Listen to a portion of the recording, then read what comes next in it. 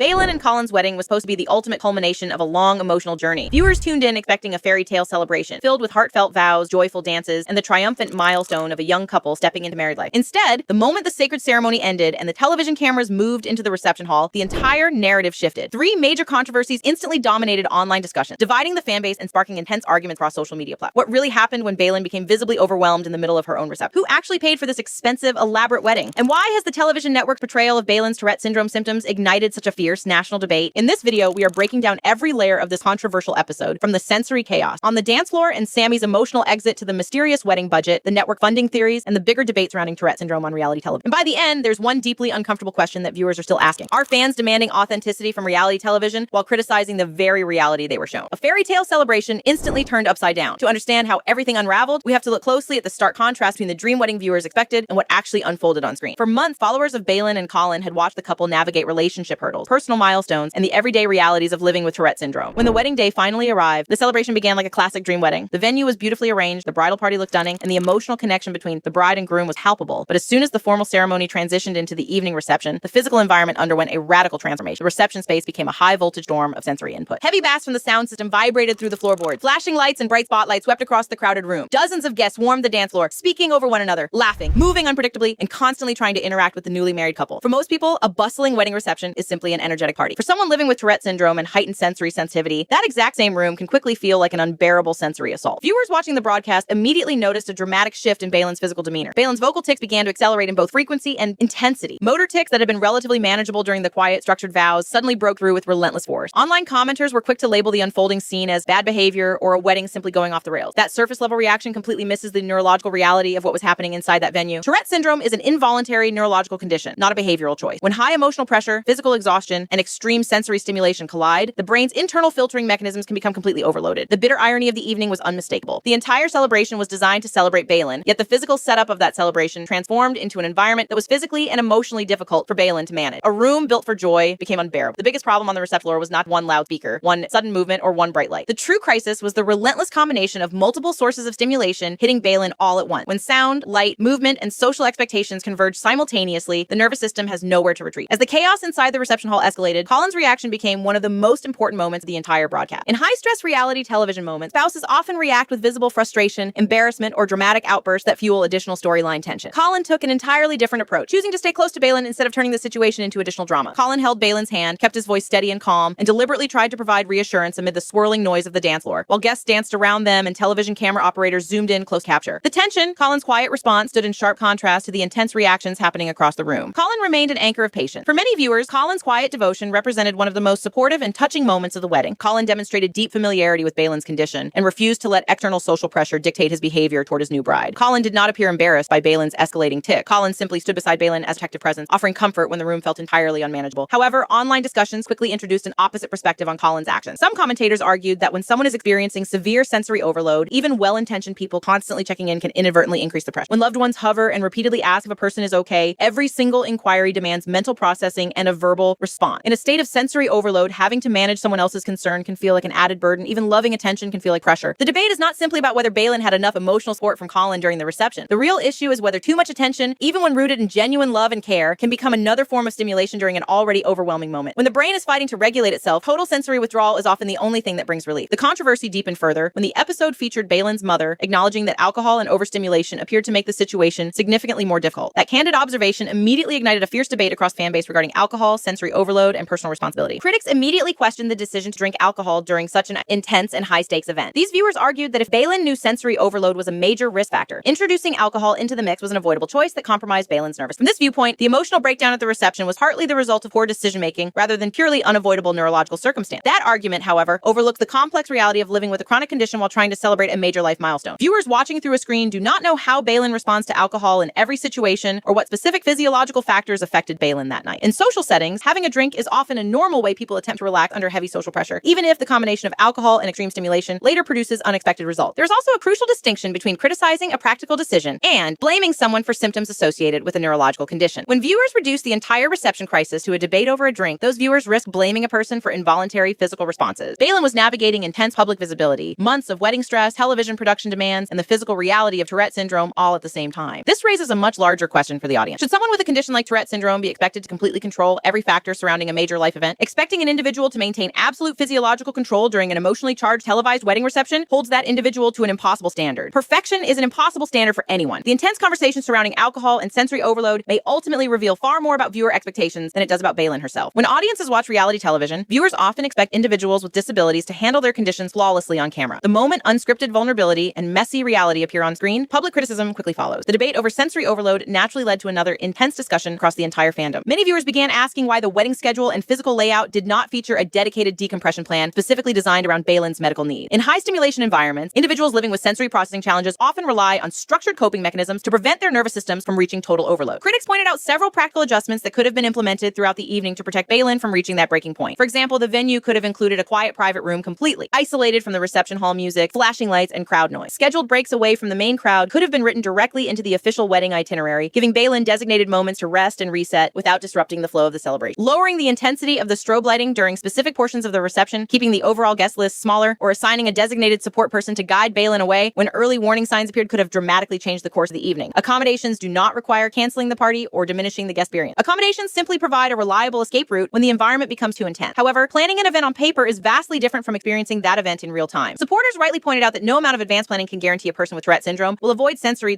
overload during an intensely emotional milestone. Even with a quiet room, lower lighting, and scheduled break, the sheer adrenaline of getting married, being surrounded by dozens of guests, and filming a national television broadcast creates an internal emotional pressure that cannot be fully controlled by a schedule. Physical exhaustion and nervous system fatigue can strike suddenly, bypassing even the most thorough preparation. Even the best plans can quickly fall apart. The wedding exposed a difficult reality about living with chronic neurological conditions during major life celebrations. Sometimes the most beautiful celebration an individual creates can simultaneously become the most challenging physical environment that person has ever faced. The desire to have a traditional high-energy wedding party can directly conflict with the biological needs of a sensitive nervous system. As Baylen fought through the chaotic energy inside the reception hall, the full emotional tension spilled over into the bridal party, shifting viewer attention directly to Sammy. During the height of the reception, Sammy stepped outside into the quiet night air, visibly shaken and overwhelmed by severe personal anxiety. That solitary moment outside the venue instantly divided the audience, generating two sharply conflicting interpretations across social media platforms. Critics on internet forums were quick to accuse Sammy of creating unnecessary drama during someone else's milestone. These viewers argued that stepping outside during a critical point in the wedding reception drew focus away from the bride and redirect attention onto Sammy's personal emotional struggles. In the eyes of these critical commentators, Sammy should have suppressed that anxiety, put personal discomfort aside, and remained inside the reception hall to support Baylen and Colin. On the other side of the debate, mental health advocates and empathetic fans defended Sammy's decision as a healthy and necessary response to overwhelming panic. When someone experiences a sudden surge of acute anxiety, removing oneself from a loud, crowded room is often an essential coping strategy. Stepping away from the noise is not an act of attention-seeking. Stepping away is an act of self-preservation designed to prevent a full emotional breakdown in front of dozens of wedding guests and television cameras. Leaving the reception does not prove that Sammy wanted attention or intended to disrupt the wedding. Instead, Sammy's experience connects directly to the larger theme running through the entire broadcast. Multiple people were struggling emotionally inside that exact same venue. The high-stress atmosphere, filming demands, and sensory chaos were taking a heavy psychological toll on more than just the bride. Walking away is often an act of survival. What looked like another piece of manufactured reality television drama was actually evidence that the reception environment was overwhelming for more than one person. When an environment pushes multiple individuals past their emotional limit, the issue lies within the atmosphere itself rather than the character of the people inside it. While the emotional struggles inside the reception hall dominated social media discussion, a second major controversy quickly emerged, focusing entirely on the financial reality behind the event. Viewers who watched the wedding episode immediately noticed the sheer scale, beauty, and lavish design of the venue and decor. The visual presentation looked remarkably high-end, featuring expensive floral arrangements, professional lighting, elaborate staging, and high-quality catering. This polished aesthetic immediately raised eyebrows, sparking a widespread debate across the fandom over who actually funded the wedding. Several competing theories quickly gained traction online among curious viewers. One theory suggested that Baylen and Colin paid for the vast majority of the celebration using their own personal savings and content creation earnings. A second theory argued that the couple's families contributed significant financial resources behind the scenes. A third popular theory claimed that the television network TLC funded the event directly to create compelling content for the series. A fourth theory proposed that local vendors provided steep discounts or free services in exchange for national television exposure. Finally, some viewers suggested the actual cost of the wedding was significantly lower than viewers assumed, made possible through clever staging and visual styling. The suspicions surrounding the wedding budget grew because of the central storyline featured throughout the entire season. In earlier episodes, the show heavily emphasized Baylen and Colin's tight financial budget, detailing the difficult financial compromises the young couple had to make while planning their ceremony. The show highlighted venue changes driven strictly by cost constraints and depicted genuine financial anxiety between the couple. The broadcast even featured an emotional moment where Colin was reportedly willing to give up his horse so Baylen could afford her ideal rehearsal dinner dress. A modest budget created a luxury celebration. If the financial struggles and budget limitations shown on television were genuine, why did the finished wedding look like an extravagant luxury event? This striking contrast left thousands of fans wondering whether the storyline about their financial limitations was an accurate depiction of their reality or an exaggerated narrative created for television drama. To understand the truth behind the wedding budget, we have to make an important distinction between online speculation and confirmed information. Despite countless theories circulating on social media, viewers have never been shown definitive invoices or financial receipts proving who paid for every single part of the wedding. There's no confirmed public evidence establishing that TLC secretly paid for the entire event from start to finish. At the same time, reality television production inherently involves filming logistics, production expenses, promotional arrangements, and vendor relationships that viewers never see on screen. When a major network films a wedding, production companies often cover logistical costs associated directly with filming, such as venue permit, production lighting, additional security, and technical crew accommodation. Furthermore, businesses and wedding vendors frequently offer discounted rates or promotional partnership when their services are showcased to million television viewers. The most reasonable possibility is not a single funding source, but a combination of several different contributors. The wedding was likely funded through a mix of personal money from Baylen and Colin, financial assistance from their families, production-related expenses covered by the network, impossible vendor arrangements, or promotional discount. While this combined funding model represents the most realistic explanation, it remains an informed theory rather than a confirmed fact. The full financial ledger remains completely private. The real mystery may not be whether TLC paid for the wedding, but rather which expenses viewers were actually watching the couple pay for themselves. When reality television blurs the line between personal finances and network production budget, the audience is left guessing where genuine personal struggle ends and television storytelling begins. From the financial questions surrounding the wedding venue to the emotional pressures on the reception floor, one controversy stands out as the most sensitive and fiercely debated topic of the entire broadcast. That controversy centers directly on Baylen's Tourette syndrome symptoms and how the television network chose to present those symptoms to the viewing public. Following the broadcast of the wedding episode, a significant portion of the audience began questioning why certain intense vocalizations and verbal tics were broadcast openly rather than being bleeped, muted, or censored by the network. To truly understand why this debate became so heated, we have to establish a crucial neurological distinction that many casual television viewers overlook. The involuntary vocalizations associated with Tourette syndrome, specifically the manifestation known as coprolalia, are neurological reflexes rather than intentional acts of profanity. When an individual living with Tourette syndrome emits a swear word, an offensive phrase, or a socially taboo statement, that individual is not choosing those words to insult guests or express genuine personal anger. The brain's neurological speech pathways are firing completely involuntarily, bypassing the person's conscious decision-making process entirely. Supporters of the television series argue that broadcasting these vocal symptoms uncensored serves an essential and long overdue educational purpose. For decades, Tourette syndrome has been widely misunderstood, mocked in popular culture, or reduced to a cheap comedic punchline on scripted television shows. By presenting Baylen's symptoms honestly, without network sanitization, broadcast provides a rare and authentic look at how unpredictable, physically exhausting, and socially isolating living with Tourette syndrome can actually be. Involuntary tics do not follow social etiquette or pause for sacred ceremonies. When television networks censor involuntary medical symptoms, those networks risk sending a harmful message that a genuine medical condition is simply too offensive for public viewing. On the other side of the issue, some viewers expressed genuine discomfort with the television network's editorial choices throughout the episode. These viewers pointed out that family-oriented reality television network typically maintain specific broadcast standards regarding explicit language during primetime programming. From their perspective, hearing repeated aggressive profanity throughout a celebratory wedding broadcast can feel jarring and inappropriate, regardless of the neurological context behind those words. Some parents watching the broadcast with younger family members felt completely unprepared for the unfiltered nature of the episode, arguing that warning labels or mild audio muting should have been used. Sanitizing a disability changes the entire truth. Censoring Baylen's involuntary vocalizations might make the viewing experience more comfortable for casual television audiences, but that censorship could also make Tourette syndrome look far less severe and less real than it actually is. When reality television removes the uncomfortable parts of a disability, the network presents a sanitized version that fails to reflect the daily reality of the person living with the condition. This ongoing debate over censorship exposes found contradictions sitting right at the very heart of the modern reality television. For years, reality television networks have sold audiences on the promise of raw, unfiltered, and authentic human lives. Viewers routinely praise docuseries for showing real human vulnerability, unscripted emotion, and genuine life challenges. Yet the exact moment someone's real, uncurated medical symptoms make the audience uncomfortable, a large portion of that same audience immediately demands that the network edit, censor, or remove those moments entirely. Viewers demand total authenticity right up until that authenticity challenges their comfort level. This glaring contradiction highlights the complicated relationship between television editing and real-life human behavior. Television editing naturally condenses dozens of hours of raw footage into short, dramatic scenes, which can make emotional moments feel significantly bigger and more intense than they felt in real time. Highlighting specific vocal tics, zooming in on facial expressions, and adding dramatic background music are standard production techniques designed to maximize audience engagement and emotional tension. However, dramatic editing does not automatically prove that an entire scene was scripted, staged, or manufactured. While a small group of online skeptics continues to claim that certain scenes or symptoms appear exaggerated for television ratings, suspicion alone is not evidence of fabrication. Questioning the authenticity of someone's involuntary medical condition without evidence dismisses the real daily struggles that individuals with Tourette syndrome endure every single day. Drama can be edited while pain remains real. The ultimate question for viewers watching this broadcast is not whether the television network shaped the narrative for entertainment value. The real question is where reality television editing ends and real-life human vulnerability begins. When the lines between production storytelling and authentic medical struggles blur, the audience must learn to separate network framing from the genuine lived experience of the people on screen. When we step back and examine the entire wedding episode, all three controversies converge into a complex portrait of modern reality television and human vulnerability. We have the sensory overload on the reception floor that pushed Baylen's nervous system to its absolute physical limit. We have the lingering mystery surrounding the wedding budget, where financial storylines on screen clashed with the luxurious visual presentation of the venue, and we have the heated censorship debate over how an involuntary neurological condition should be presented to a national audience. None of these three controversies has a simple black and white answer. On the financial side, the various claims about TLC funding, vendor sponsorship, and personal savings remain unverified speculation without official contracts or financial documentation. On the medical side, Instead, Baylen's symptoms must be understood through the lens of a complex neurological disorder rather than judged as ordinary intentional social behavior. The emotional struggles of the wedding day were never confined to a single individual. Colin's calm, protective presence showed how unconditional support can provide stability during chaos, even if constant attention carries its own subtle sensory pressures. At the same time, Sammy's decision to step outside into the night air proved that intense anxiety and sensory overload can affect multiple people inside the same high-pressure environment. A single room held multiple emotional battles. The greatest irony of this entire controversy lies in the stark contrast between the bride and the audience watching her from home. Baylen does not have complete neurological control over every vocalization or motor tic produced by Tourette syndrome. Yet viewers sitting behind computer screens have absolute conscious control over the words they type post online. Despite having that complete control, the internet became one of the loudest, harshest, and most aggressive parts of the entire controversy, showing far less restraint than the person they were criticizing. This contrast leaves us with one final fundamental question to consider. Do you think Baylen's wedding reception was simply overwhelmed by unavoidable sensory stimulation? Or should the family and television production team have planned the event differently with a dedicated decompression strategy? And where do you stand on the debate over showing Baylen's Tourette syndrome symptoms uncensored on national television? Share your perspective and thoughts in the comments below. If you appreciated this in-depth breakdown of the wedding episode, be sure to hit that like button, subscribe to the channel, and turn on all notifications so you never miss our next major Baylen Out Loud update and analysis.